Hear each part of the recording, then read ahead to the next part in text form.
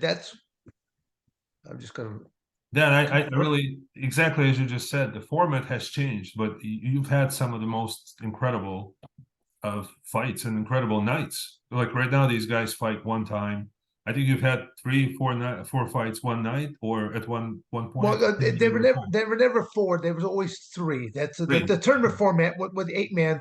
It was three. Even when they found out that formula was hard to work because you could win your first match, but then if you break your hand or injure yourself in some Right. other capacity, nowhere's going to be near 100%. And they found that most athletes could not go on to the next match. Now, Absolutely. coming from an amateur wrestling background, I was used to doing multiple matches in a day. Now, granted, no one's punching you or kicking you or elbowing you or kneeing you, things of that nature, but to know that you could go through multiple matches, and then they finally put a cap onto how many matches you could do in a day, which was 5.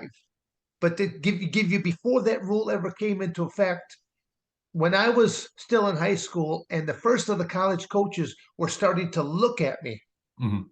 um, I kept thinking, how do I turn up the volume? How do I get more coaches to look at me? So I had at that time I was starting to do multiple weight classes. I would go in because the two thinnest number of weight classes will be the very lightest weight class and the very heaviest weight class, and I was up at the other end. So there would be times that I would go anywhere from 198 pounds, 220 pounds, and the heavyweight weight class I would go one, two, maybe three weight classes Wow, that's just to amazing. get. But again, it wasn't that many matches because there weren't as many competitors between those top couple different weight classes.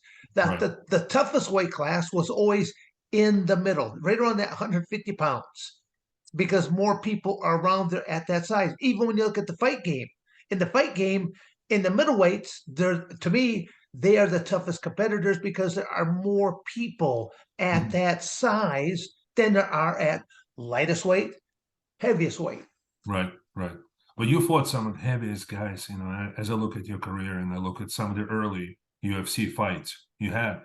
What I was always curious about, and I'll tell you honestly, I watched the fights at the time, but what always, and I knew obviously you're an accomplished athlete, like you said, from the wrestling background, but knowing that you have to fight three guys in one night, doesn't it take mental strength? In other words, I'm thinking always, besides the athletic Yes. skills that you have, there's no question, but mentally, don't you have to prepare? I cannot even imagine, and I Yes. think some people will always wonder how that's almost like a miracle to be able to do that. How did you do that? How did you guys back then manage that? It's Well, amazing. I'll tell you what, I actually had some doctors checking my heart rate even prior to walking out the cage. Wow. And they were shocked as to how low it was. Mhm. To the point they're like going, dude, you should be asleep. That, that's how calm but it took me through a lot of my amateur wrestling career to actually develop that. That's what I always tell people that not not domestically inside the United States, because inside the United States it's it's nice, it's civilized. Right. International competition, freestyle wrestling, Greco-Roman wrestling, uh, folk style is what the United States does, and we're the only country that does folk style. It's what we do in our junior high, our high school, and on a collegiate level. The rest of the world does freestyle and Greco. So I started I started in seventh grade, Mhm. 1969, in amateur wrestling. And then by my freshman year in high school, that summer, I started into freestyle. And by my sophomore year, Greco Roman, and, Mhm. and literally have been doing it ever since. Give you like an idea, when I finally got into high school, I was averaging close to 50 matches a year inside the regulation season. But then in the off season, that's that spring, summer, fall, I would pick up another 100 plus matches. So literally, by the time I enter my sophomore year, what am I really a sophomore by experience level alone? No, I'm a junior, I'm a senior, I'm a Right. freshman in college, and literally, when I tell people that I've done that for a decade or more, easily, that I was averaging those kind of numbers. Uh, and then you get back to the story I was originally telling. During my junior year, I had some college coaches looking. how do I really turn up the volume? On one particular tournament, I went in and my age group at that time, junior, 18 years and younger, three weight classes, 198, 220 heavy. Then I went open weight class or age group, and that is anything over 18 years of age. So now I'm going against college athletes, Okay. out of college athletes, coaches, international wrestlers, three weight classes, 198, 220 heavyweight. Most gymnasiums only held three mats. Okay. So I could be on mat number one, and they would be announcing on the announcement, Dan Severn is on deck on mat number two. Right. Dan Severn is in the hole on mat number three. And the moment that they say Dan Severn must report to mat number two or mat number three, they start a stopwatch. Oh, so And you never run. you have 5 minutes. Hmm. And if you do not report within 5 minutes of being called to the mat, automatic disqualification. So I would be on mat number one, going to mat number two, and had to be on mat number three. But in one day, I did 6 weight classes, 2 different age groups, and I ended up at 17 matches later. Oh my God. 17 matches later, I walked out of there with 6 gold medals. And even as the day was progressing on, there were grown coaches that were running to the payphones. Again, most of your viewers right now, what's a payphone? Okay.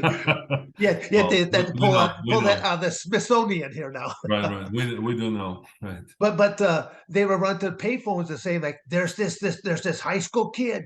He's going 2 different age groups. He's given up 40 pounds. He's given up 100+ pounds because I might be wrestling at 198, going up against a 350 pounder Unbelievable. in heavyweight weight class. And So that again, was allowed. That was allowed to take place, right? And that yes, was okay. but I'll tell you what. After at the end of that one day, I was set. I had every college coach that was worth their weight in salt was contacting me. You're only at that time were allowed a maximum of 6 different recruiting trips. I took all 6 recruiting trips to both Wow. Oklahomas because they were powerhouses. Both Iowas, they were powerhouses, and then to Wisconsin, to Arizona State because that's where my older brother went to it. I ended up signing with Arizona State. So the one I'll say big bragging point I have is I have 4 of the brothers. Mhm. All 5 Severn males went to college on full athletic scholarships for the sport of amateur wrestling. Right, right, right. Then, but you mentioned obviously wrestling is wrestling, but when you started fighting in the UFC, you were not a young guy. Think about it. You were already No, 37. 37, which is by the age most people actually retire. A lot of guys Tired. right now. But you're talking about completely different field. You're talking about no rules. When I say no rules, there's a lot of rules today that when you fought, and I'm telling you, I was really amazed to watch. For example, I'll tell you one fight that really stood out for me, and I mean, you've had hundreds, but you fought in the I believe it was early 1990s. You fought this man, Tank Abbott. Yes. I know that personally you wanted to kind of demonstrate the value of martial arts, but more than that, I remember I believe your mental toughness in that case was part of the big factor, was it not? Oh, Or when I first saw Tank Abbott, I saw him. I watched a video where he knocked out a 400-pound sumo with one punch. yeah, Knocked him out, and as the sumo laid down there, his body's stiffening up. It's contorting involuntarily. Yeah, I he always hit him just simply again. He refer hit to him it as the again. funky chicken flop. And then as he laid there, Tank had the audacity to drop down and strike him again. And when I saw that, I'm like, I'm like, oh, you son of a bitch! If Right, I right, should ever get you in that cage, I will treat you the way that you should be treated right now. I will humble you in ways that because that just I've always been a very much a sporting athlete, absolutely, and right, right, and then you look at all my matches. Even if you look at all my matches, there's only one person that I truly mistreated, and that was Tank Abbott. Now, I'd say 2 of the matches that came close to that would be Oleg Taktarov, but it wasn't out of disrespect. It was actually out of respect because I had gone.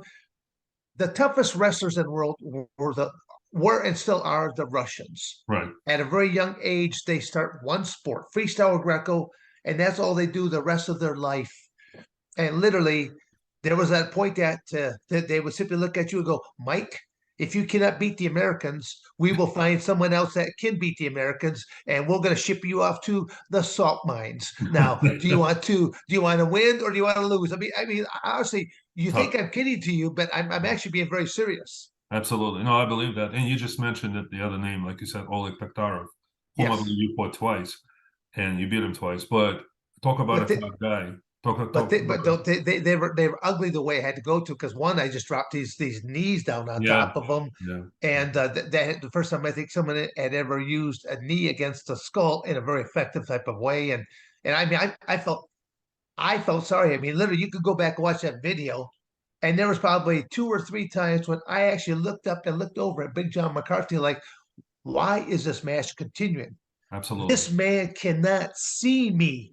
I mean, the blood flowed from his forehead. It just filled up his eyeballs. He couldn't see me. And Absolutely. even at one point, he turns his head sideways to let run out of the corner of his eye and the corner of his nose. And it crossed my mind, drop a knee now. But I go, if I drop a knee now and I hit this temple, thinnest blade of the skull, I might kill him. You can I kill go, him. I want to win, but I don't want to win at the cost of someone else. I'm not going to be looking over to Caesar to see life or death. No, I'm not going to go No, for that no, one. I, no. I'm I'm a competitor.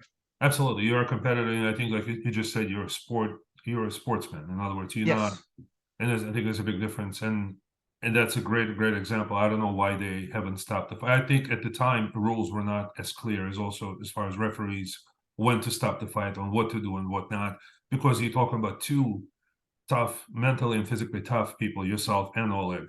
So yeah. it's tough for the referee. I understand that, but I really truly I think people know exactly what you mean.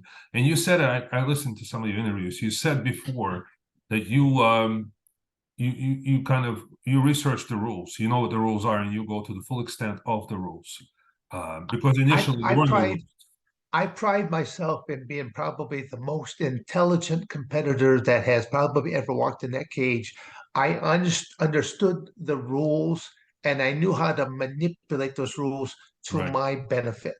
Absolutely. There was even now, Mike, there is a rule set that is so asinine, and it's this: if I took you down in a double leg, you pull guard. That's standard protocol. What they're Right. going to do. I am not allowed to reach my hand to the ceiling and drop an elbow into you. That's what's known as 12-6. 12-6. And yet, and yet, I can let you take me down.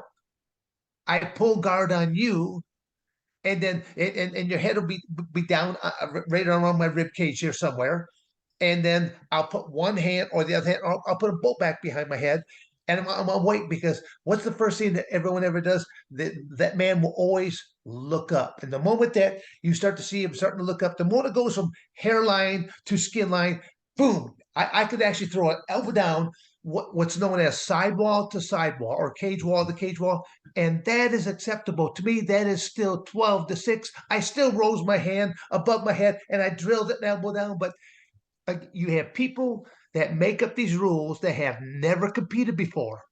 And I That's the actually issue. teach that to young competitors. I go, until they change the rules, use it. Absolutely. Absolutely. That exactly. See, you said that's the rule. And I'm surprised that more people like yourself are not involved in rule creation.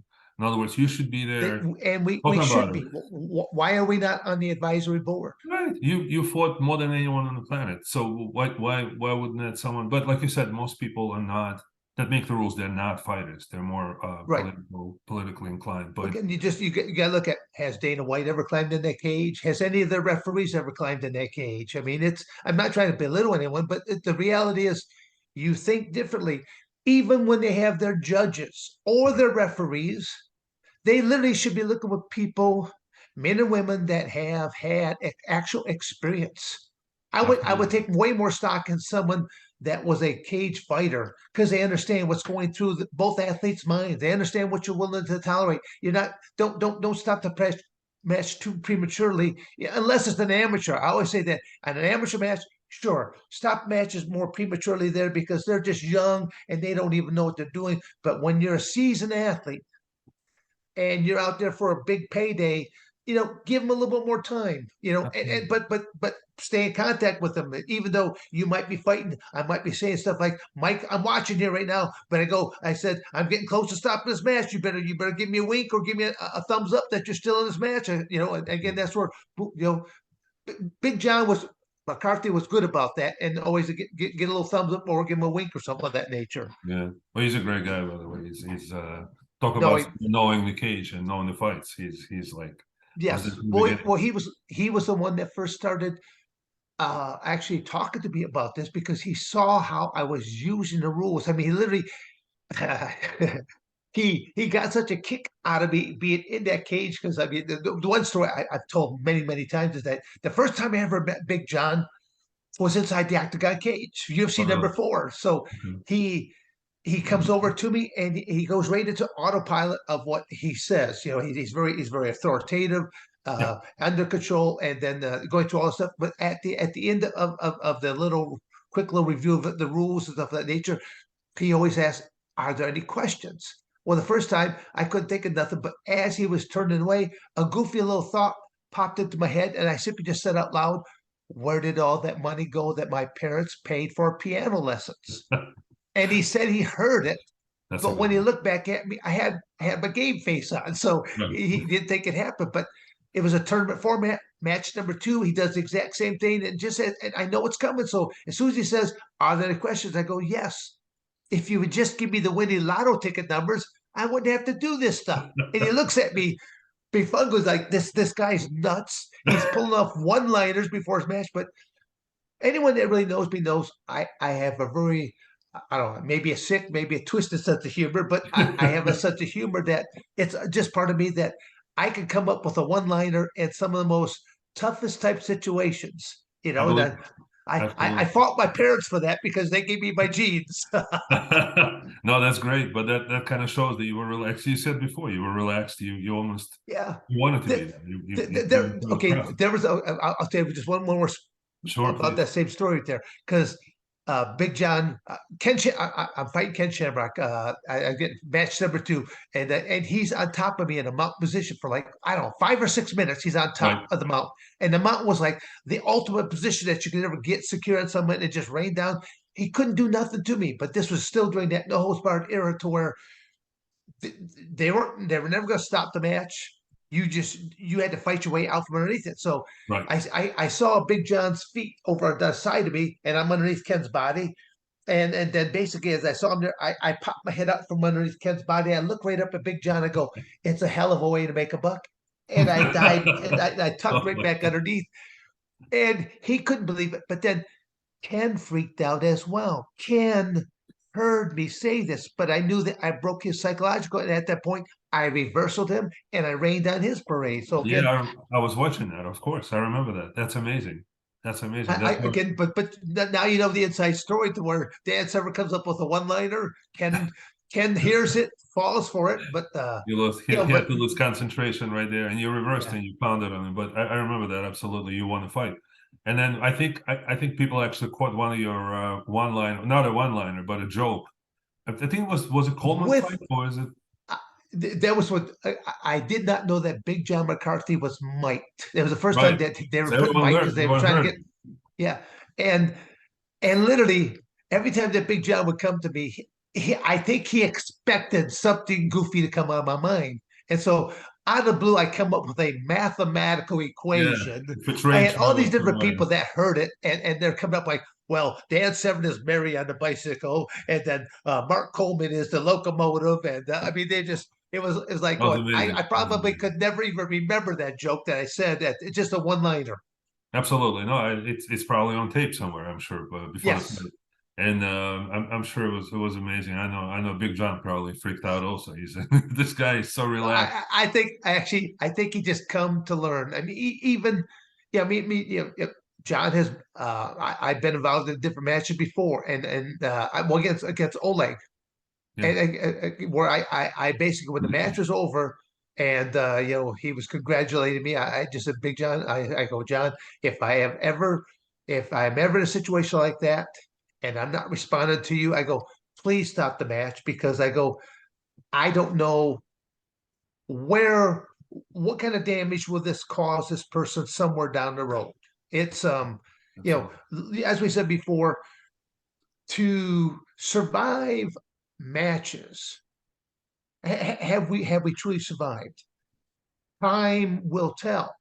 There are a number of early on NHB, now MMA competitors that they are having problems with dementia, Alzheimer, are not capable because they've taken so much punishment, whether that was in their actual matches Mhm. or in their training. Because when you look at boxing, this is probably the greatest example. They'll say, Mike, let's put this headgear on you so you're not going to get any cuts. You're not going to break your nose. But what they're not protected is each time you get hit, that gray matter called the brain, because the brain keeps getting sloshed and Right, sloshed and right, sloshed to where how many sloshing is going to take place before you turn that brain into pudding? right, right, And right. then later in life, you're sitting around the table just drooling down your chin. And no, that's more people are they'll come to different types of seminars or they'll come to different types of speaking engagements with me and like going, for a guy having as many matches, they're like, you're really sharp, you're really with it. I go, well, I I just didn't get hit very often. I knew what my skill set was, and I was not going to try to become something I was not. I've been an amateur wrestler since 1969, and I jumped into this in 1994. I got lots of experience in wrestling. This I'll never win. Yeah, but then I think you'll even every time you had losses, like you just said, you never really got hit really really hard, as far as I can remember. Or is it Right. which match stands out to you the most in terms of that you feel like you really suffered physically? Was there anything that comes to Oh, mind? I literally there was only ever one time. I think one time that I ever really got knocked out. Once. And even then, the promoter, when he first contacted me, he he he had a different opponent for me, and I Okay, agreed to all that. I mean, this was like this was when latter in life for I'll call myself. I was strictly just a journeyman at that point in time. It was just part of my resume. I was doing professional wrestling matches, two, three of those a month. I might be pulling off one fight a month. I might be doing amateur wrestling clinics, law enforcement clinics. I mean, I'm traveling to where, was I training? No. right, right, But at the same token, I can tell people right now, out of my entire career, I only ever did two true training camps where I left my family behind. right. I for one was for 32 days, one was for 35 days. UFC number five, 32 days, ultimate 35 days. And to where if you look at what happened, I would tell people in UFC number four, Dan Severn just showed up. But in UFC number five, the 32 days train, Dan Severn showed up, and Jim Brown's one that labeled me the beast because he just It couldn't is. believe how I transitioned, how I became that no holds barred fighter. I mean, I left my family behind, so I was not going to be a husband to or a father of. I was desensitized to where I was ready to take your life Yeah. if I had to, because the only two rules I had to abide by was no biting, no eye gouging, and That's even it. then, they were not grounds for disqualification. You just simply slap your hand and go, "Oh, give him his eyeball back, and don't do that again." I'm like going, and that's people Unbelievable. don't understand that. No, I think people today cannot even really truly comprehend what you had to go through, like I said before, to come into, UFC 5 you mentioned. No rules. In other words, there aren't, even though there's those two rules, but nothing happens. Okay, so if someone bites you, it could be, or something damaging could happen. There's no consequences. There's nothing can Right? happen. So mentally, you have to be in a place where you said, like you just said, you're not a husband, you're not a father, you are a competitor. I Yep. don't think you wanted to take anyone's life, but you were prepared to. I think it's fair to say you were prepared to leave it all in the octagon. You Well, were. no, no. When I say I was prepared to take another human being's life, oh no, I was prepared to Absolutely. do that, and then literally, I've seen it in some of the different matches I've had where it was like checkmate was right there. again, I know sometimes when my opponents stand up and they think they got, in my mind, I'm thinking to myself, you ought to be kissing my feet here right now because you're still alive and I allowed you to live. Absolutely. And I think Because that it even stated at the bottom of the contract in small print, in the event of your accidental death. Accidentals, there was only two things you really weren't supposed to do. Okay. There was nothing accidental about this, but I even kept a couple of those contracts back in my file because I'm thinking somewhere down the road, someone's gonna say, well, that's a bunch of hogwash. I don't believe that. Well, here it is. yeah, it You know, definitely happened. And I think you said that's a big difference. I think UFC 4, you were coming in as still somewhat of a wrestler who wanted oh, to take I was 100% wrestler. I mean, if you would have saw my training camp, I did. My training camp was for 5 days, where unbelievable. Unbelievable. I drove over to Lima, Ohio, where Al Snow, the professional wrestler slash teacher of professional wrestling, Al Snow had his little training camp. They had a professional wrestling ring because you could not find a cage. The only cage back in that time there was owned by the UFC.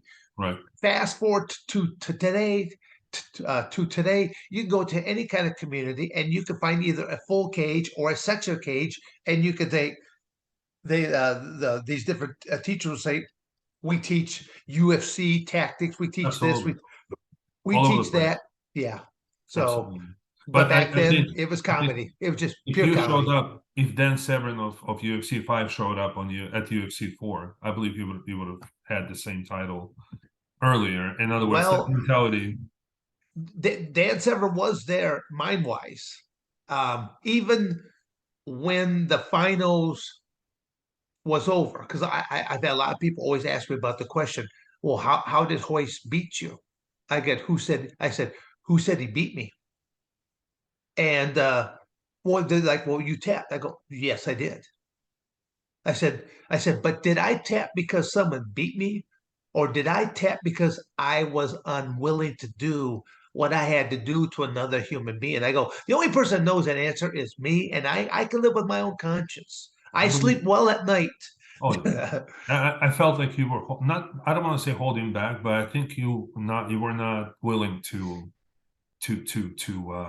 really step it up. And I think I don't know if that's true, but I believe people said you were looking at his father and at his family, saying, "Well, what is wrong with you people? Like, why aren't you not stopping this? In other words, what do I have to do to him?" Right?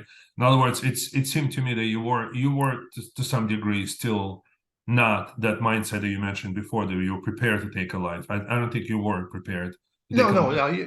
Again, exactly right. I always tell people, watch UFC 4, watch UFC 5. Different man. Yes, exactly. I was prepared. Again, I did that preparation in 32 days. Just think of look at these young men and women today. They're going into training camp 6 to 8 months before a match. Amazing. Amazing. Again, I'll tell people two training camps, once for 32 days, once for 35 days, and look at the results I had. If I gone into one for 6 or 8 months, I don't know. Well, I don't think he had a, he could do any better than you've done. You've done very well, as you know. But Dan, I know you teach people as well, right? You teach quite a bit, or you used to teach. I don't know. Do you No, no, still no. do that? I still the ironic part is I have owned. I have a home in Coldwater, Michigan.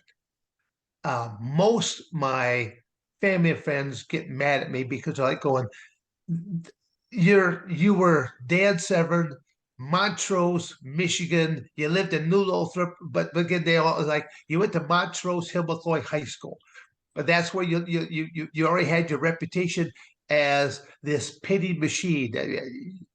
You'd be surprised how many people used to come to watch me wrestle on a high school type basis because just through my 4 years career, I set and held 8 national records simultaneously. No other human being has ever held that many records since that time. But mine, I was a strong pinner, and they just couldn't believe how I could just pin people left and right. And um, but again, that was That my was your way to thing, go to college.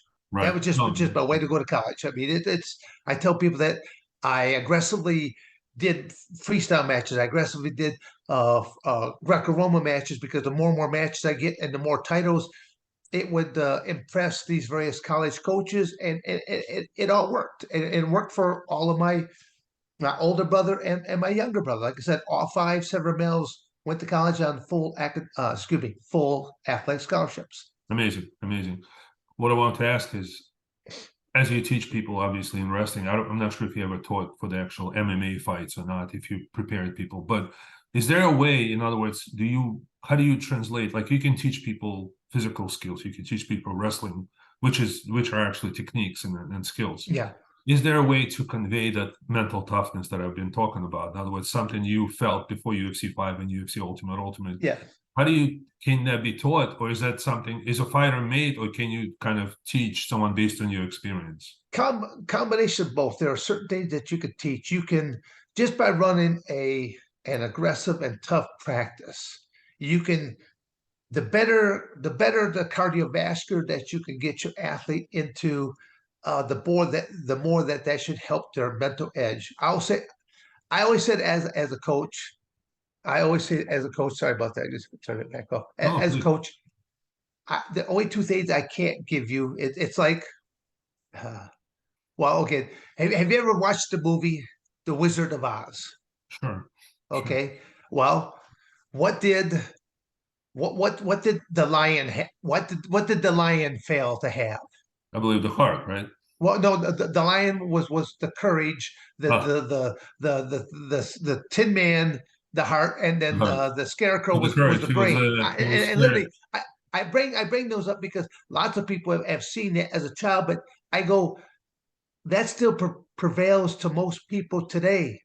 If they don't have a brain to use, okay, they're lacking there. But to have heart and to have courage, those are two things tough for a coach to develop.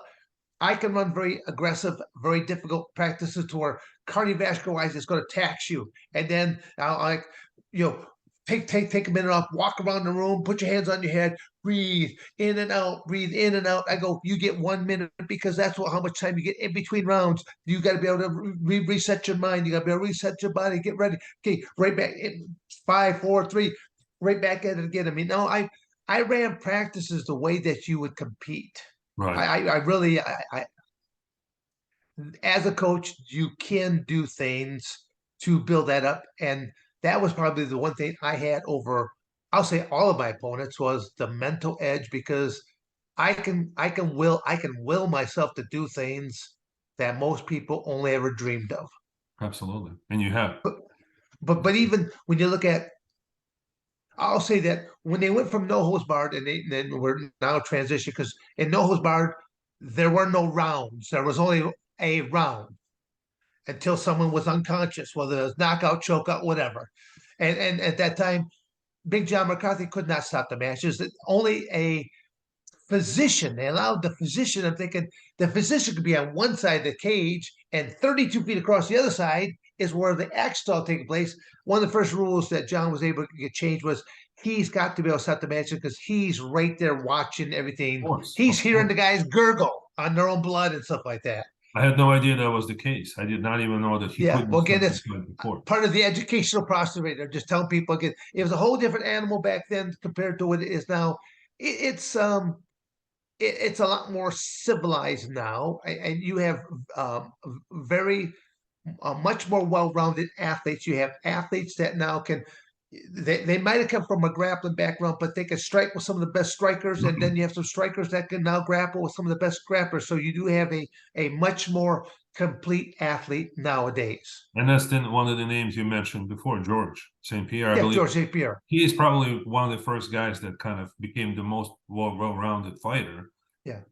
But Well, one thing that stands out about him also is what you said is the mental angle that he's ready to work. He's ready to be there. In other words, he kind of exemplifies that mental toughness that we're talking about because he's what ready. I He's liked, there full 100%. yeah, what I liked about what he actually wore like a judo gi and his little martial arts bandana out to the ring as a martial artist. Right. And anyone that has ever taken a martial arts class or have taken their children to martial arts classes, the one thing I do like about the martial arts is that it teaches a lot of great character traits. They talk about words of honor and respect, saying no sir, no ma'am, yes sir, yes ma'am. I mean that's what I like about it. Most parents do not parent anymore. You know, they just they let their children literally they let their children just almost raise themselves in a lot of ways, Right, right. or they're influenced by their peers, whether that's good, bad, or indifferent. So it's just I don't know. No, but it's a matter of I respect. I agree with that, Dan. I mean, think about it. I think what's missing a lot in this society today is that level of respect. In other words, you mentioned oh it, right? you see, especially if I mean if you want to jump and talk politics, you see what's happening in our country, you see what's happening in our world. You know, they talk about the pandemic. In the last couple of years, the pandemic being one of the worst things happening. I go, no, it's not. It's called stupid ass itis. What's happened in the last 2+ years is a major epidemic of stupid ass itis.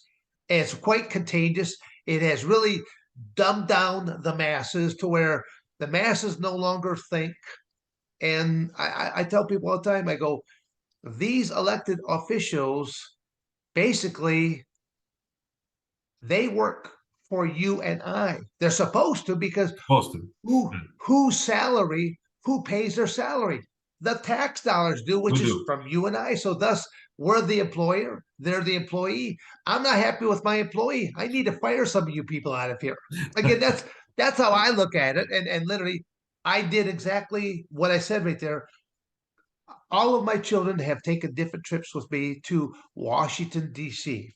I always say that every American should make a trip to Washington, D.C., should go to see all these cool monuments and tombs and things of nature, but then go over to Arlington Cemetery to realize that freedom is not free. Oh, yeah. When you look at, again, whoever designed Arlington Cemetery, genius, to just because everything is in a row, because you can, no matter which way that you look, you see all these white crosses, all in uniformity, but to know that there's a body laying there, and Yeah. then to watch the changing of the guard of the tomb of the unknown soldier. What a solemn occasion! Again, more Americans, I think, would have more pride if they would simply do that. But now, Absolutely. now to get to Dan Severn being the shit pot stir here, at the end of the tour guide's like going, well, whatever it take and stuff like that. And then, are there any questions? No one else had any questions. I'm like, going to raise my hand. He's like, well, he's like, yes. I go, how do I fire my government? And he thought I was asking a joke. I go, no. I said, and I said, just what I said to you. I go, I believe this is how it works. My tax dollars pay for their salaries. If that's the case, then I'm their boss You should be because able to I'm fire paying your their salary. employee. Right. I'm not happy with my employee, how they're conducting themselves. So thus, how do I fire my employee? And literally I opened up Pandora's box because then I had all these other people that finally, because I was the voice that spoke up, and then now it gave other people the nerve to say something. And that's the hardest part is in some ways, I think the really good people have a hard time speaking their minds. Right. And Right. there's other people that I don't know. That should They not be speaking or speaking very aggressively. Hey, that's just how it goes. totally agree. Totally agree. But I'll tell you, you said it exactly. Every person should at least once visit that place. And I told you Yes. before, I work with guys that have come back from Iraq, from Afghanistan. Very different, very different mindset, very different level of respect.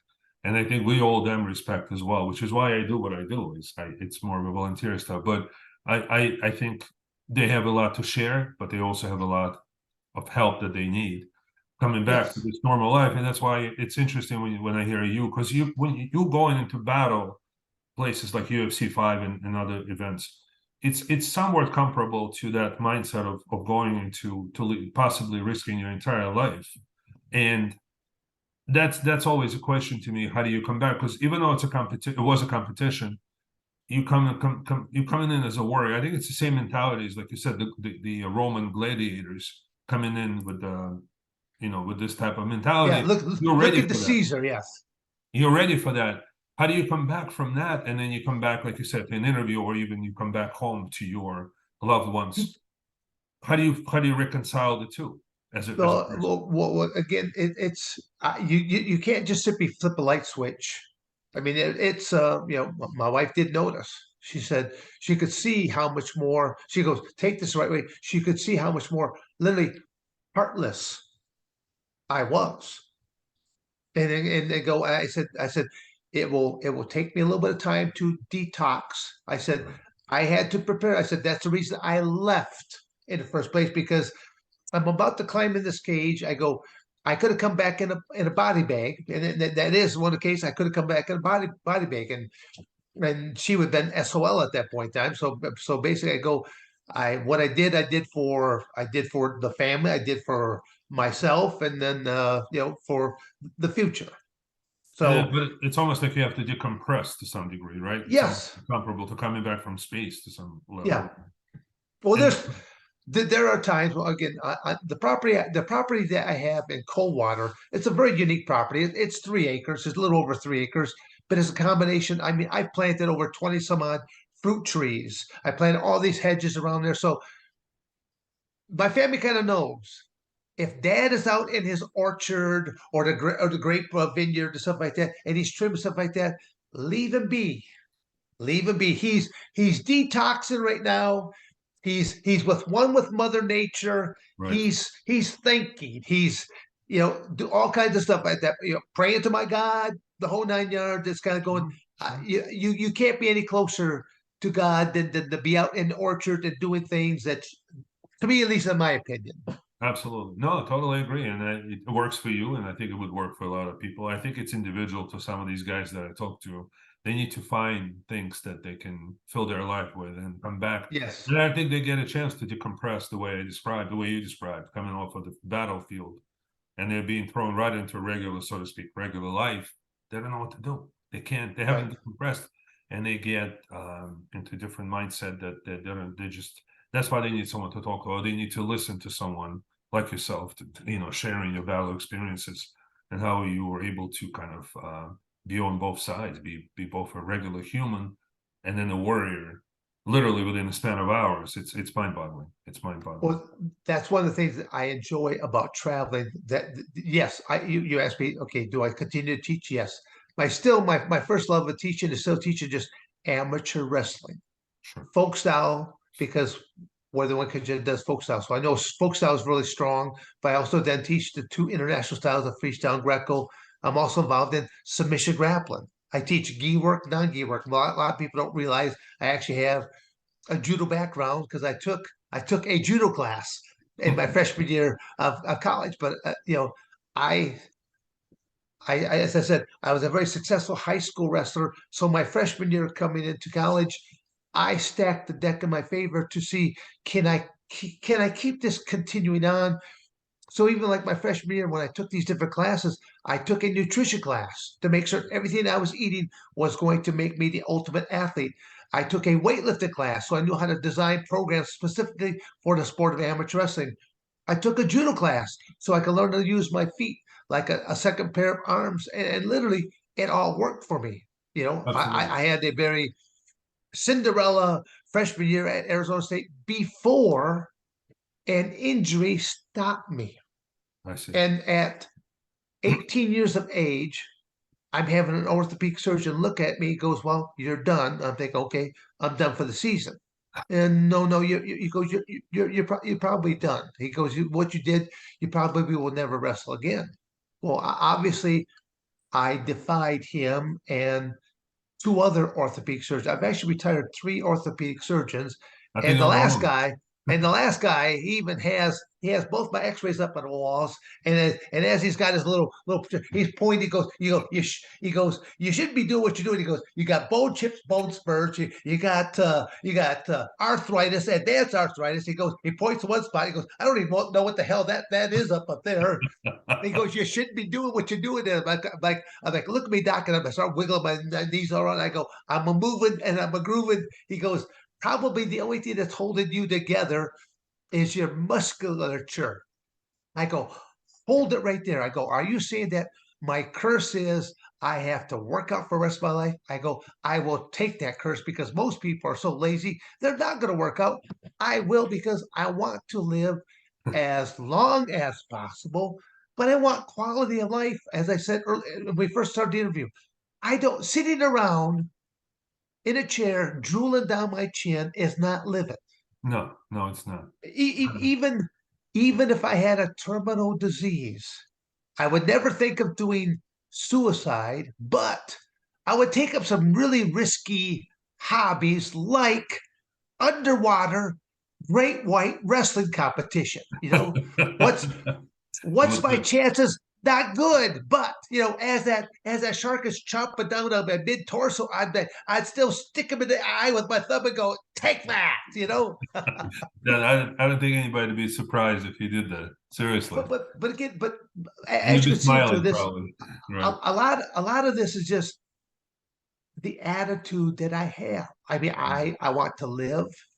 I want to live for as long as possible. I want quality life, and now I'll invest the time and energy. I'll research. I'll do things. I mean, Mike, there's a number of projects I'm working on right now that people think, well, 64-year-old Dan Severn. What does 64-year-old Dan Severn do nowadays? I will probably work most people 1/3 my age into the ground for what I do still for workouts and for what Absolutely. I still do for mentally there because I still feel like I'm in the rat race, even though I hit I set my own financial parameters. I hit my financial parameters at age 50, 64 now. So like, do I really have to work? No. I like what I do, knowing that I can pick and choose. I can cherry pick if I want, but I still have I still have a list of goals that I want to achieve that I will have to live into very easily into my early 100s in order to accomplish the current list of to do. So I plan on being around for quite some Why time. not? Listen, why not? A guy like you? Oh my God. Listen, there are like a million other topics I wanted to cover. Can we do this another time, one more time, or Sure. more Again, than once, I guess? I know that we try to set a certain time. You can see I have the gift of gab, Mike, but it's not that I want to talk about just frivolous nothing. I am here. The one question that I've been asked, the first time I was asked, I had to pause for a moment, and the question was, the gentleman asked me, he goes, when you're gone, what would you like to be remembered for? Right. And because he kept thinking, for being an amateur wrestler, a great amateur wrestler, for being a great cage fighter, stuff like this. And I go, and I said, let me think about this. And I'll get back to you. And I got back to the guy. I go, what I want to be remembered for is the fact that I made a difference in so many different ways. I made a difference because I look at it this way. I'm going to make a difference. I made a difference in the amateur wrestling world. I made a difference in the MMA world, but I continue to try to motivate the senior citizens. I'm trying to motivate young people. Just early this morning, yeah, I had a father that I've been interacting here kind of recently with. He has a son that's a pretty good wrestler, but he's going up against a really tough opponent. He goes, "Is there some advice that I could give him?" And I typed out a little email to him, sent that off this there. Just again, it boils all down to him, but he already has some skill sets that he's been able to utilize. Stick to his game plan, wrestle his match, and all good things should happen. Then it's not just a gift of gab. I think it's your attitude, it's your positive outlook, and it's just everything about you that's so motivational to people. I think you should continue doing motivational speaking, not just wrestling teaching and fighting, fighting assistance, but the way you talk and the way you kind of look at things and the way you perceive even difficult things is really encouraging to so many people. I truly appreciate I No. can't believe I got the privilege to talk to you. Seriously, after Well, Mike, I'm hoping that we can continue with part two, and we'll get into a few other questions. You we can learn a definitely little do bit more part about two. what goes on the crazy mind of this little guy. I do. You have no idea. I know other people don't want to know as well. They would love to. Dan, thanks so much for your time. Truly appreciate it. When you get ready to post this, please let me know. I'll post it onto all my different Facebook pages. But if you also make certain if you put down just my my email